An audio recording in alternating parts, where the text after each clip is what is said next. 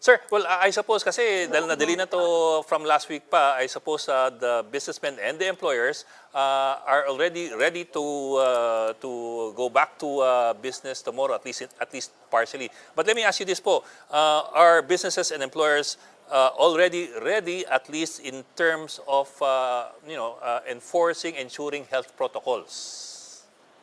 Well, of course, we welcome the change, no, that some can work, but that is very small portion of the people that we would like to work. If it is GCQ, but they changed the rules, I think it's more of nearer to MGCQ, no, MGCQ. with heightened restrictions, and I don't know why they had to change it because classifying Metro Manila to 4 For means that we are there in the MGCQ with the very heightened restriction because the ones that are allowed to work are very minimal. Estimate of DTI is about 100,000 can go back to work. We're expecting that those who should be working, especially the non-essentials, should be at least 1 million plus. And that's a far cry wow, from so that. it's only Layo. 1/10. You're only looking at Wow. 1/10 of Yeah. your targets going back to work. Yes, and the sad part about it is, it is true that people are excited to open, but with that number, let's say 30% for restaurant, al fresco, another 10% for in dining, and a lot of them will not open. Why? You know very well that why would they open, especially if people wants to go in dining and it's only good for vaccinated people. I cannot Yes. bring my children. I cannot bring who are not vaccinated through no fault of theirs. No, why should they go? That is why we have nothing against the giving incentives to the vaccinated, but to block off the unvaccinated can just be a convenient reason for the implementers to block them from this. Because I don't think we should be doing that. Number one, we are not really sure whether that is legally okay. Number two, it is not practical. No. Number three, it will be hard to implement. No. Can you imagine?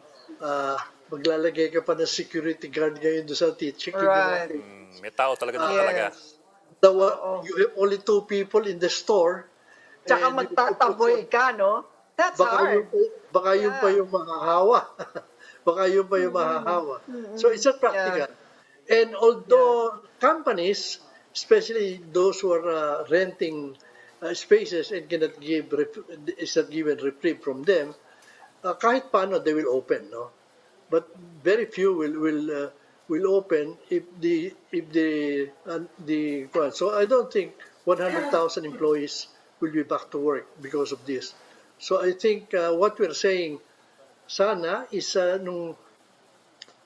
we go back to GCQ and because of that more than 1 million can go back to work, no? There are risks, of course, no? But I do not subscribe to the fact that we will put we always blame the workers because that as a matter of fact that is why we're saying why are you even distinguishing vaccinated and unvaccinated?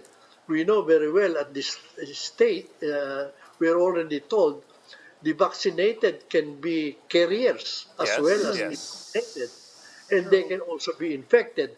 The only difference is, I think, if they Hindi critical. get sick, they will not be severe. That's the difference. So why are we separating them?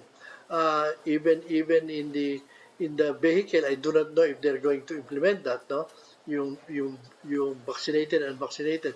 Even now, we already have a problem with mass transportation, and you will make it dalawa pa yung imo-monitor mo, no?